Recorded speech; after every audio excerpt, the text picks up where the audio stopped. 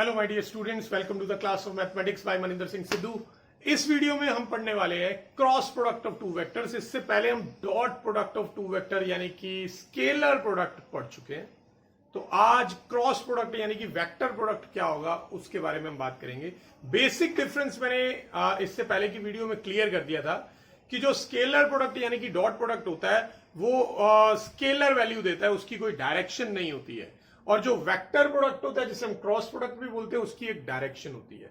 ये सारे टॉपिक्स हम इस वीडियो में कवर करेंगे। तो सबसे पहले तो हम यही जान लेते हैं कि डायरेक्शन क्या होती है क्रॉस प्रोडक्ट की। हमने अभी बात की कि जो वेक्टर प्रोडक्ट है वो कोई ना कोई डायरेक्शन देता है, बट वो डायरेक्शन किस तरफ पॉइंट करेगी। सपोज अगर ये है वेक्टर ए और ये है वेक्टर बी, तो वेक्टर जो इन दोनों का क्रॉस प्रोडक्ट होगा वो किसी डायरेक्शन में तो पॉइंट करेगा। वो डायरेक्शन क्या होगी? तो बेटा याद रखेंगे, cross product always gives you the vector in a direction which is perpendicular to both the parent vector. तो यानी जो क्रॉस प्रोडक्ट करने से नया वेक्टर आएगा वो इन दोनों के परपेंडिकुलर होगा। अब दोनों के परपेंडिकुलर कैसे बनाए?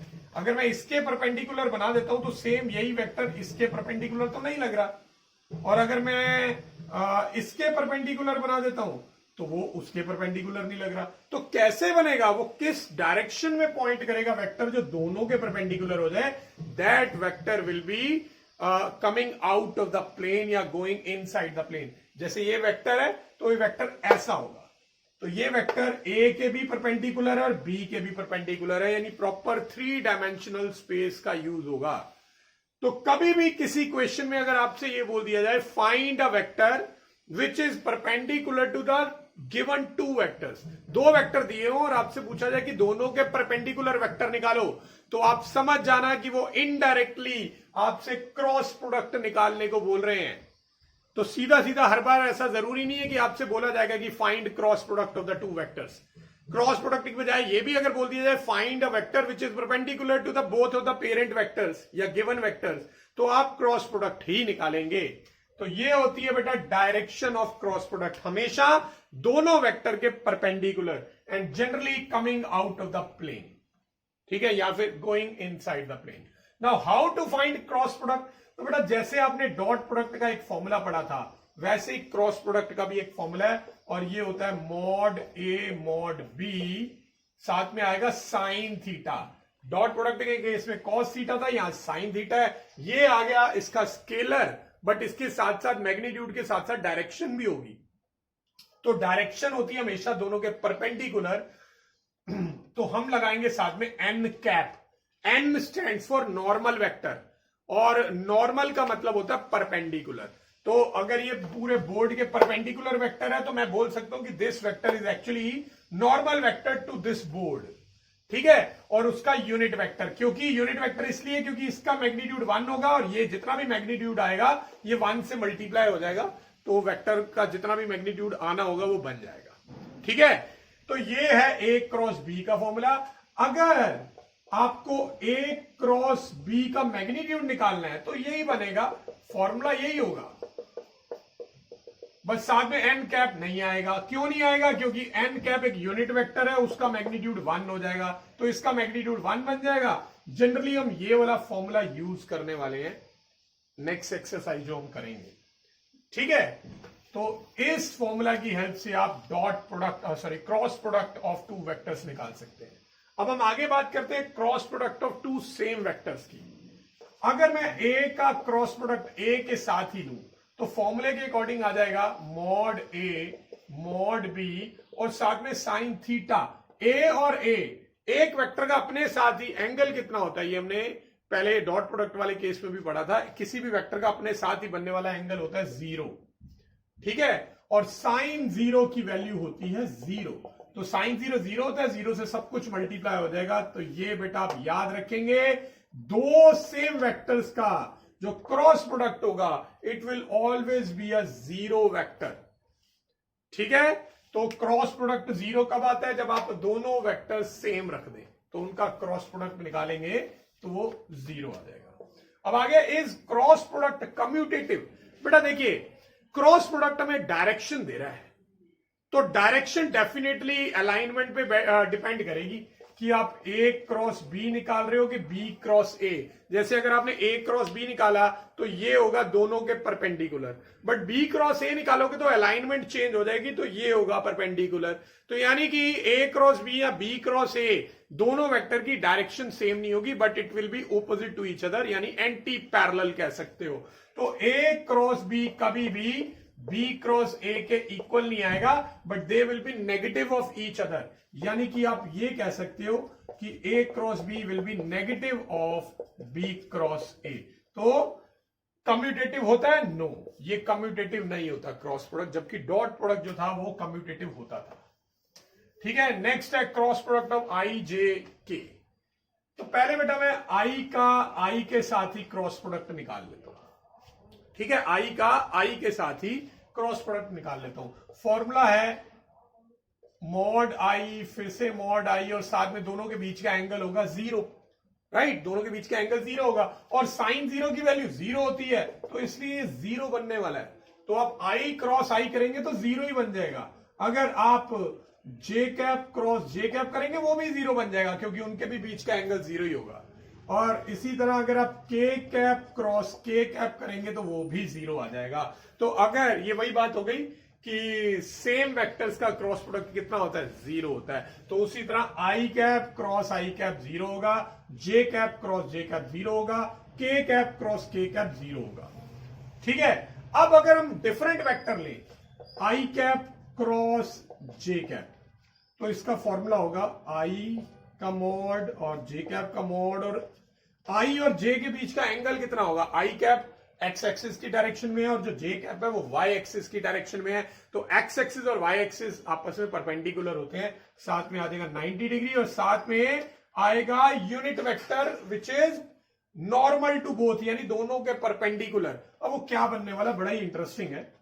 I कैप का मैग्नीट्यूड 1 होगा, J कैप का मैग्नीट्यूड 1 होगा, साइन 90 की वैल्यू 1 होगी। मैग्नीट्यूड ये नॉर्मल वेक्टर क्या होगा? अब आप जरा ध्यान लगा के सोचिए कि एक्स एक्सिस और वाई एक्सिस, अगर ये एक्स एक्सिस है और ये वाई एक्सिस है, अगर ये एक्स एक्सिस है OX और ये वाई एक्सिस है, तो इन दोनों के परपेंडिकुलर वेक्टर देगा ना क्रॉस प्रोडक्ट। तो परपेंडिकुलर किस तरफ आएगा? It will be coming out of the plane, तो that will be actually J axis. तो ये जो नॉर्मल वेक्टर है ये बन जाएगा K कैप। तो I कैप और J कैप के नॉर्मल वेक्टर होता है K कैप, क्योंकि एक्स एक्सिस वाई एक्सिस और जेड एक्सिस आपस में परपेंडिकुलर होते हैं। तो ये अब आप याद रखेंगे, I कैप का अगर आप J कैप के साथ क्रॉस प्रोडक्ट लेंगे तो वो K कैप आ जाएगा, एंड अगर आप ऑर्डर रिवर्स कर देते हैं J cap cross I cap, तो वो आप जानते हैं कम्यूटेटिव नहीं होता, वो नेगेटिव हो जाएगा, ये बन जाएगा माइनस K कैप। और सेम वे में अगर आप J कैप और K कैप का लेंगे तो वो I कैप बन जाएगा, क्योंकि Y एक्सिस और Z एक्सिस के परपेंडिकुलर कौन होता है? X एक्सिस होता है, तो ये बन गया I कैप। और अगर आप ऑर्डर रिवर्स कर देते हैं, K कैप पहले लिख देते हैं, J कैप बाद में, तो ये बन जाएगा माइनस I कैप।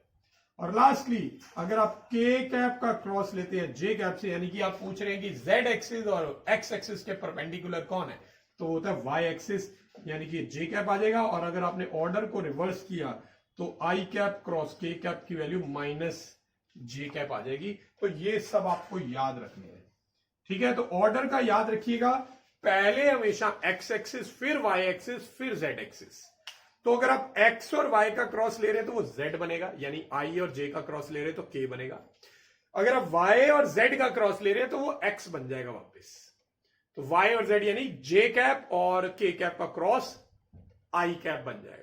और अगर आप Z एक्सिस और X एक्सिस का क्रॉस लेंगे तो वो Y बन जाएगा।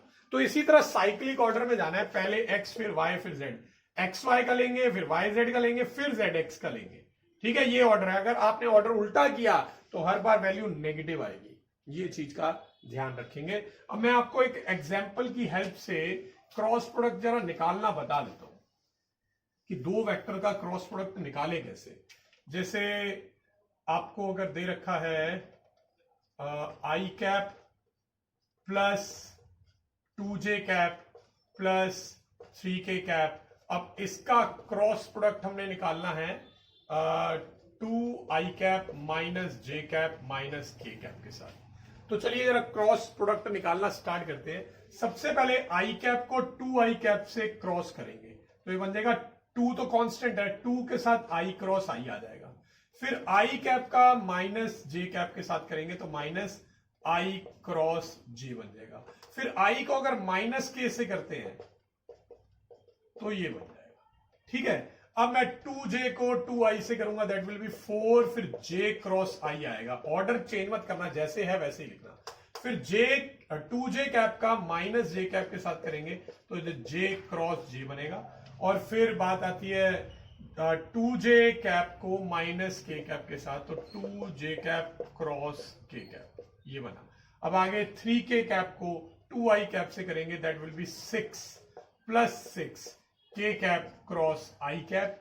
फिर 3k कैप को माइनस j कैप से करेंगे तो k cap cross j cap आ जाएगा। और फिर 3k को माइनस k के साथ करेंगे तो minus k cap cross k cap. अब वैल्यूज पुट करता हूं, देखिए i क्रॉस i 0 हो जाएगा तो 2 इंटू 0 0 बन जाएगा, ये हमने अभी अभी पढ़ा था। i क्रॉस j जो होता है ये बन जाएगा k कैप k। ठीक है, अब i क्रॉस k जो है ये तो ऑर्डर रिवर्स हो गया ना, होना चाहिए था k के बाद i, बट ये i के बाद k है तो इसकी वैल्यू j की बजाय माइनस j कैप आएगी, माइनस j कैप। अब j क्रॉस i ये भी ऑर्डर चेंज है, होना चाहिए था पहले i बाद में j, बट ये उल्टा है तो इसकी वैल्यू माइनस k कैप आएगी। और आ गया 2j क्रॉस j की वैल्यू 0 आ जाएगी। फिर है j क्रॉस k, ऑर्डर बिल्कुल सही है, j क्रॉस k की वैल्यू i कैप बन जाएगी। और लास्ट में यहां पे आएंगे 6k क्रॉस i, ऑर्डर बिल्कुल सही है, k क्रॉस i की वैल्यू j कैप आ जाएगी। ठीक है, k क्रॉस j यानी कि z के बाद y, ये ऑर्डर सही नहीं है तो इसकी वैल्यू माइनस i कैप बनेगी। और लास्ट में ये तो बन जाएगा 0। ठीक है, तो i कैप वाली कौन कौन सी वैल्यूज आई हैं, एक तो ये आई माइनस 2i कैप और प्लस 3i कैप, तो ये मिलके पॉजिटिव में i कैप आ जाएगा। j कैप की अगर हम बात करें तो एक ये प्लस j कैप है, एक प्लस 6j कैप है, तो मिलके 7j कैप आ गया। और अगर हम बात करते हैं k कैप की तो एक ये माइनस k कैप है, एक माइनस 4k कैप है, तो इसका आंसर आ रहा है माइनस 5k कैप। तो यानी cross product of these two vectors आ रहा है i cap plus 7j cap minus 5k cap. I hope ये आपको समझ आ गया होगा, बट आपको ये भी लग रहा होगा कि यार ये तो बड़ा ही मुश्किल है और बड़ा ही कंफ्यूजिंग है। And I agree with you, ये वाकई बड़ा कंफ्यूजिंग है, आपको बहुत चीजों का ध्यान रखना पड़ेगा। अगर एक भी कोई प्लस माइनस की गलती हो गई तो आपका आंसर गलत आ जाएगा।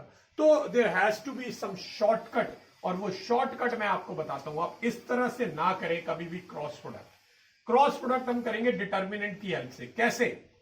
आप पहले लिखिए आई कैप, जे कैप और के कैप और इनके कंपोनेंट्स लिखिए। पहले फर्स्ट वाले वेक्टर के लिखने, ये 1 है, ये 2 है, ये 3 है और यहां पे 2 -1 -1। अब इस डिटर्मिनेंट को सॉल्व करेंगे तो उससे डायरेक्ट आपको cross product of two vectors मिल जाएगा। डिटर्मिनेंट कैसे सॉल्व करते हैं? यहां प्लस माइनस और प्लस लगा के पहले आई कैप के साथ कौन कौन आएगा? -2 + 3, फिर आएगा माइनस जे कैप के साथ कौन कौन आएगा? -1 -6 और लास्ट में के कैप के साथ आएगा -1 -4। ठीक है, तो अब ये क्या बनेगा? ये बनेगा 1 into i cap will be i cap. ये बनेगा -7 into minus j cap, that will be +7 j cap and this will be -5 k cap. और अब आप देख सकते हो आंसर बिल्कुल वही आया जो यहां पे आया है। तो दैट मीन्स क्रॉस प्रोडक्ट के लिए आपको डायरेक्ट क्रॉस करना जरूरी नहीं है, उससे बहुत टाइम खराब होगा और दूसरा आपकी कैलकुलेशन का एरर भी हो सकता है। ठीक है, डॉट प्रोडक्ट अगर निकालना हो तब आप डायरेक्ट मल्टीप्लाई करिए। डॉट प्रोडक्ट का कंसेप्ट अलग होता है। क्रॉस में क्योंकि वो डायरेक्शन चेंज हो जाती है ना, तो इस वजह से वो कंफ्यूजिंग हो जाता है काफी। तो क्रॉस प्रोडक्ट कभी भी निकालना होगा दो वेक्टर्स का तो आप इस तरह डिटर्मिनेंट की हेल्प से निकालेंगे, डायरेक्ट मल्टीप्लाई नहीं करेंगे। ठीक है, और डॉट प्रोडक्ट जैसा कि आप पहले भी जानते हैं, अगर मुझे डॉट प्रोडक्ट निकालना है तो उसके लिए भी हम सबको मल्टीप्लाई नहीं करते, हम आई वाली को 2i से ही करेंगे। आई कैप का डॉट 2i कैप से, फिर आई कैप को जे वाली से करने की जरूरत ही नहीं है क्योंकि आई डॉट जे 0 बन जाना है तो वो लिखना ही नहीं होता। फिर आई डॉट के भी 0 बन जाना है, वो भी नहीं लिखना। फिर 2j को 2i से करेंगे, ये भी 0 बन जाएगा क्योंकि j डॉट i भी 0 होता है। फिर 2j को माइनस जे से करेंगे, ये बनेगा, तो ये बनेगा -2j cap dot J cap. फिर 2j को k कैप से करना ही नहीं, वो भी 0 बन जाना है, ठीक है। फिर 3k कैप को 2i कैप से भी करने की जरूरत नहीं है, 0 बन जाएगा। 3k कैप को -j कैप से भी करने की जरूरत नहीं है, वो भी 0 बन जाएगा। 3k कैप को -k कैप से करेंगे, ये कर देंगे। और अब हम जानते हैं कि i डॉट आई एक्चुअल में, ये 2 को बाहर लिख दो, i डॉट आई 1 होता है, j डॉट जे 1 होता है और k डॉट के भी 1 होता है। तो ये आ गया 2 - 3, तो इसकी वैल्यू -3। तो डॉट प्रोडक्ट निकालने का शॉर्टकट ये होता है कि आप i वाली को i वाली से कर दो बस, j वाली को j वाली से, k वाली को k वाली से, सबका डॉट प्रोडक्ट नहीं करना। वैसे ही क्रॉस प्रोडक्ट का शॉर्टकट है, डिटर्मिनेंट की हेल्प से करिए, ठीक है। आई होप ये सभी को क्लियर हो गया होगा। तो हमने क्रॉस प्रोडक्ट पता लगा लिया है कि आई जे के वगैरह का क्या होता है। अब आगे आ जाती है condition of collinearity of two vectors. बेटा जब भी ए एंड बी, दो वेक्टर जो है ये कोलिनियर होंगे, तो इनके बीच का एंगल या तो 0 होगा या 180। क्यों? क्योंकि अगर दोनों एक ही डायरेक्शन में है तो एंगल 0 होता है, अगर दोनों डिफरेंट डायरेक्शन में है तो एंगल 180 होता है। तो कोलिनियर दोनों को ही बोल सकते हैं, पैरेलल को भी और एंटी पैरेलल को भी, ठीक है। तो जब भी कोलिनियर होंगे, आप इनका जब क्रॉस प्रोडक्ट निकालेंगे तो वो कितना आएगा, मॉड ए मॉड बी, साथ में साइन थीटा। अब थीटा की वैल्यू चाहे 0 डाल दो, साइन 0 वो 0 ही होता है, और चाहे आप 180 डाल दो वो भी 0 ही होता है। साइन 0 भी 0 होता है, साइन 180 भी 0 होता है। सो जब भी दोनों वेक्टर कोलिनियर होंगे, साइन थीटा 0 बन जाएगा, यानी कि उनका जो क्रॉस प्रोडक्ट है 0 आ जाएगा। तो ये अब आप आगे के लिए याद रख सकते हैं, वेनेवर दो वेक्टर्स का क्रॉस प्रोडक्ट 0 आ रहा होगा तो आप बोल सकते हो कि whenever two vectors are given collinear to each other, अगर दोनों वेक्टर कोलिनियर दिए हैं तो आप बोल सकते हो कि इनका क्रॉस प्रोडक्ट हमेशा 0 ही होगा। बट कन्वर्स जो है, उल्टा ट्रू होना जरूरी नहीं होता। वो क्यों, वो आप आगे की एक्सरसाइज में देखेंगे, ठीक है। तो ये है condition of two collinearity of two vectors. दो वेक्टर अगर कोलिनियर है तो उनका क्रॉस प्रोडक्ट 0 आ जाएगा। नेक्स्ट है एरिया ऑफ पैरेललोग्राम। देखिए बेटा, अगर आपके पास दो को इनिशियल वेक्टर्स हैं, एक है वेक्टर ए और एक है वेक्टर बी, तो अगर हम इन दोनों का क्रॉस प्रोडक्ट ले लें और उसका मैग्नीट्यूड फाइंड कर लें, इससे ये जो एक पैरेललोग्राम बनेगा ना, इसका एरिया आ जाएगा। तो एरिया ऑफ पैरेललोग्राम के लिए हम ये फॉर्मूला यूज करेंगे। बट वेक्टर ए और वेक्टर बी कौन होने चाहिए? कोई भी दो वेक्टर नहीं, ये दोनों एडजेसेंट साइड्स के वेक्टर होने चाहिए। एडजेसेंट साइड, या तो ये और ये हो जाए चलेगा, ये और ये हो जाए वो भी चलेगा, ये और ये हो जाए वो भी चलेगा, बट ये और ये नहीं चलेगा, ये और ये भी नहीं चलेगा। क्यों नहीं चलेगा वो आप खुद सोच सकते हो। अगर इन दोनों का क्रॉस प्रोडक्ट लूंगा, ये दोनों तो कोलिनियर होंगे, पैरेलल या एंटी पैरेलल, तो इनका तो 0 ही आ जाएगा बेटा। तो इससे एरिया ऑफ पैरेललोग्राम नहीं निकल पाएगा। तो एरिया ऑफ पैरेललोग्राम जब भी निकालना है आप ये फॉर्मूला यूज करेंगे, ठीक है। अगर आपसे कभी पूछ ले एरिया ऑफ ट्राइंगल, तो बेटा ट्राइंगल जो होता है वो क्या होता है? ट्राइंगल बेसिकली ये जो पैरेललोग्राम बनता है उसी का हाफ होता है, हाफ ऑफ दो। तो अगर आपको एरिया ऑफ ट्राइंगल निकालना तो फॉर्मूला यही वाला यूज करिए, दोनों एडजेसेंट साइड्स का वेक्टर का क्रॉस प्रोडक्ट निकाल के उसका मैग्नीट्यूड और फिर उसे हाफ कर दीजिए। क्योंकि हाफ नहीं करेंगे तो वो पैरेललोग्राम का एरिया आएगा, अगर आप हाफ कर देंगे तो ये ट्राइंगल का एरिया आ जाएगा। बिकॉज हम जानते हैं पैरेललोग्राम के जो डायगोनल होते हैं वो उसे दो कॉन्ग्रुएंट ट्राइंगल्स में डिवाइड करते हैं। ये हमने 8th एंड 9th क्लास में पढ़ा हुआ है, ठीक है। तो इस तरह से ये हमने फाइंड कर लिया एरिया ऑफ पैरेललोग्राम। और लास्ट हमने करना है comparison between vector and scalar product. हालांकि हम दोनों को अच्छे से डिटेल में पढ़ चुके हैं, बट एक बार सामने एक बार दोनों के कंपोनेंट रख के कर लेते हैं। चलिए यहां पे हम रख लेते हैं डॉट प्रोडक्ट और यहां पे क्रॉस प्रोडक्ट, ठीक है। अब डॉट प्रोडक्ट को हम स्केलर प्रोडक्ट भी बोलते हैं, ठीक है, बिकॉज इसकी कोई डायरेक्शन नहीं होती, क्रॉस प्रोडक्ट की डायरेक्शन होती है, तो इसको हम वेक्टर प्रोडक्ट भी बोलते हैं, ठीक है। ए डॉट बी का फॉर्मूला होता है mod a mod b cos theta, जबकि ए क्रॉस बी का फॉर्मूला होता है mod a mod b sine theta, but साथ में क्योंकि डायरेक्शन भी देगा तो एक यूनिट नॉर्मल वेक्टर आएगा, बट अगर आपने इसका मैग्नीट्यूड फाइंड किया तो ये नहीं आएगा। ठीक है, फिलहाल ये आएगा। ऑलराइट, अच्छा, इसके अंदर आई डॉट आई 1 होता है, जे डॉट जे 1 होता है, और के डॉट के भी 1 होता है। ठीक है, तो आई डॉट आई भी 1 होता है, जे डॉट जे भी 1 होता है, के डॉट के भी 1 होता है। जबकि यहां पे आई क्रॉस जे करने पे के कैप आता है। सेम, अगर पहले मैं सेम वाला कंपेयर कर लेता हूं, आई क्रॉस आई करेंगे तो 0 आएगा, और जे क्रॉस जे करेंगे तो 0 आएगा, और के क्रॉस के करेंगे तो 0 आएगा। ठीक है, यहां पे अगर मैं आई डॉट जे करता हूं तो वो 0 बन जाता है। ठीक है, अगर हम जे डॉट के कर दें वो भी 0 बन जाता है, के डॉट आई कर दें वो भी 0 बन जाता है। यानी कि अगर आप डिफरेंट वाले यूनिट वेक्टर लेते हैं तो उनका डॉट प्रोडक्ट 0 होता है, जबकि यहां पे आई क्रॉस जे करेंगे तो वो 0 नहीं, वो के कैप बनेगा। अगर आप जे क्रॉस के करेंगे तो वो आई कैप बनेगा, और अगर आप के क्रॉस आई करेंगे तो ये इक्वल टू जे क्रॉस बनेगा। उल्टा नहीं कर सकते, यहां पे उल्टा कर सकते हैं, and that is also one of the main difference. Dot product is commutative. Commutative का मतलब क्या हुआ? इसका मतलब ये हुआ कि a dot b will be equal to b dot a dot b और बी डॉट ए इक्वल हो जाएंगे, और ये जो है नॉट कम्यूटेटिव है। ठीक है, यहां पे A cross B not equal to B cross A आता है, या फिर आप कह लो कि ये दोनों एक दूसरे के नेगेटिव होते हैं। A cross B will be equal to negative of B cross A. तो ये इन दोनों का मेन डिफरेंस हमने पढ़ लिया। यहां पे हम और क्या क्या फाइंड करने वाले हैं आपके कोर्स में, जो आप करने वाले हो डॉट प्रोडक्ट की हेल्प से। प्रोजेक्शन जो है वो कैलकुलेट की थी हमने। Projection can be calculated. हालांकि प्रोजेक्शन के अलावा और भी बहुत सारे इसके एप्लीकेशन होते हैं डॉट प्रोडक्ट के, बट अभी आपके कोर्स में आप प्रोजेक्शन के अलावा और कहीं यूज नहीं करेंगे। कंडीशन ऑफ परपेंडिकुलरिटी में आ जाएगा जरूर, और कहीं नहीं। यहां पे आप जो अलग यूज करने वाले हैं नॉर्मल कैलकुलेशन से, वो है area of parallelogram and triangle.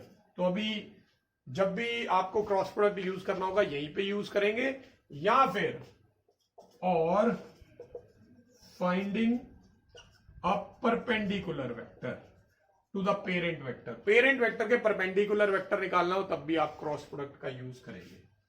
ठीक है जी, तो ये हमारा मेन कंपैरिजन हो गया। इसमें प्रोजेक्शन ही आप निकालेंगे, इसके अलावा और कुछ नहीं। और यहां पे आप एरिया ऑफ ट्राइंगल, पैरेललोग्राम या फिर परपेंडिकुलर वेक्टर अगर निकालना हो दो वेक्टर के, तो आप वहां पे यूज कर सकते हो।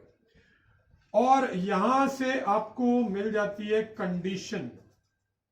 कंडीशन ऑफ परपेंडिकुलर वेक्टर्स, और वो कंडीशन होती है कि डॉट प्रोडक्ट 0 होगा। और यहां से आपको मिलती है condition of collinear vectors. Collinear vectors जब भी होंगे तो उनका जो क्रॉस प्रोडक्ट होगा वो 0 होगा, वो 0 वेक्टर आएगा। ठीक है, तो हमने इस तरह से dot product and cross product के बीच का कंपैरिजन पढ़ लिया। आई एम सॉरी, लास्ट में थोड़ा सा मिसमैनेजमेंट होगी स्पेस की। चलिए, तो इस तरह से हमने वेक्टर में क्रॉस प्रोडक्ट पे बेस्ड आज हमने फॉर्मूले पढ़ लिए और कंपैरिजन भी पढ़ लिया डॉट प्रोडक्ट के साथ इसका। ठीक है, नेक्स्ट वीडियो में हम exercise 10.4 from NCERT of class 12 mathematics उसमें से क्वेश्चन करेंगे, जो कि पूरी तरह से क्रॉस प्रोडक्ट पे ही बेस्ड है। So, तब तक keep practicing and thanks for watching.